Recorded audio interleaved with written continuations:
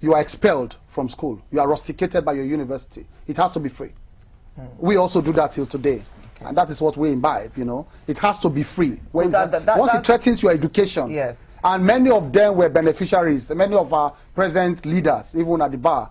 And, of course, many activists you see today, they were all rescued by Gani. So that still shows that how education was so important. God bless you. So you can see the centrality again. Then if the case has to do with opposition to government, or government is harassing you one way or the other, or somebody in authority, that also we have imbibed now. Somebody is in authority, not just, and that's why some people make this mistake. Some just come and say, this is a human rights case now. Somebody cheated me of 5 million naira. We're doing business. It's not a human rights case. It's a commercial case. It's a commercial thing. Both of you cheated. You are doing some business and you lost out. So many people still made that mistake to come to a few human rights people and say, look, so it's a human rights case. Somebody cheated me. You were doing business and somebody cheated you. That's different from human rights. When somebody in authority is oppressing you because of his position, it has to be free of charge. Give us an example of I'll give you the all the detention cases at that time, Nadeco detention cases, had to be free of charge. Anybody arrested by the military at that time had to be free of charge. People who were also pursuing their causes, so long, even they do it wrongly, but it's against military rule or against dictatorship. I'll give you an example. Those boys who were Movement for Advancement of Democracy, MAD. You know, I did the cases. I did the fundamental rights. The hijacking. The hijacking, 1993.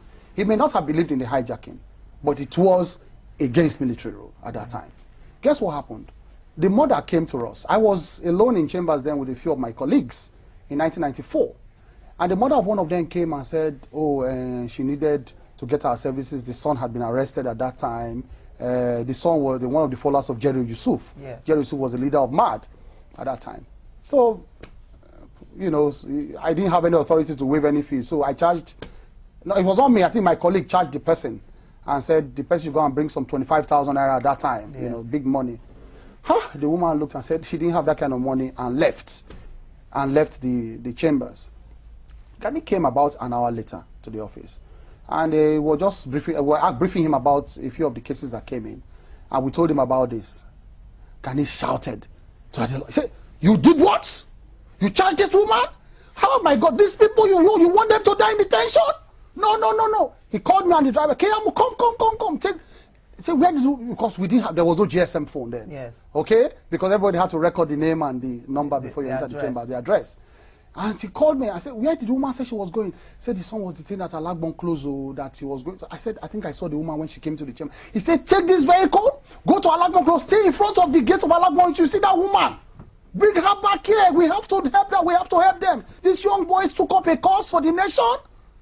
We have to help them. That kind of thing. He was mad that they charged them.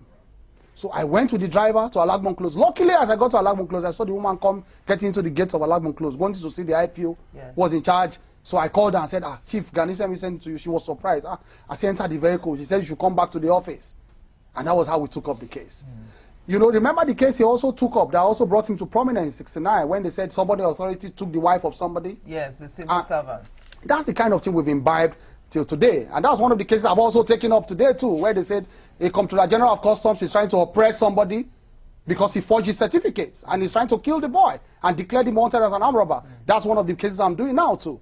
Once somebody's authority is oppressing you, we will have to be there. Now, Mr. Keavo, just before we go quickly, in all of this you've said, it shows that Gani loved you. And well, I'm tempted to ask, was there ever a time you disagreed with him? Absolutely. Was there ever a time you had a fight? Absolutely. And that was how we parted ways at a point too.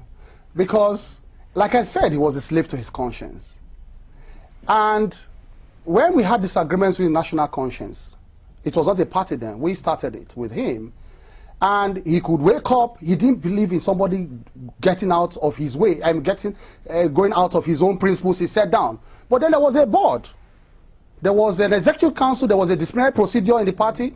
Well, Gani will wake up and give you a query and dismiss you and suspend you from the party. He was the alpha and omega. I know, alpha and omega. And I came to the office one day and he gave me a query. He gave me a query. I wrote back to him in the same office and said, you can't give me a query. Set up a disciplinary committee. He wrote back to me suspending me from the party. I wrote back to him telling that you cannot suspend me from the party. I was in the office. In the same chamber? In the same chamber. I wrote back, all the letters are there. I'm going to publish in my mail. I wrote back to him. I said, you cannot dismiss me from you cannot suspend me from the party. I wrote back to him that I remain a member and it is not within your powers to so do. And I wrote back to him in his office. He was mad. You know. And you were still employed by him? Yes. You know. And that was, you know, and that was at the point we parted ways. And it also affected my position in the office because it's also, you know, sanctioned me one way or the other. You know, then the late Becker came and tried to resolve it, but at the end of the day, I had to leave the chambers because I couldn't take it too. But you remained in contact with Oh, him? yes. I was, you know, the relationship became better when I left because we could hold our own as separate people because I couldn't take what he was doing and he couldn't take my stubbornness. So I left. Right. Well, thank you very much. Very interesting insights this morning. We've been speaking with Mr. Festus Keyamo this morning, the firebrand, they call him, Lagos legal practitioner. It's been a pleasure having you on the program. God bless you. Thank you very much. Thank you. God bless.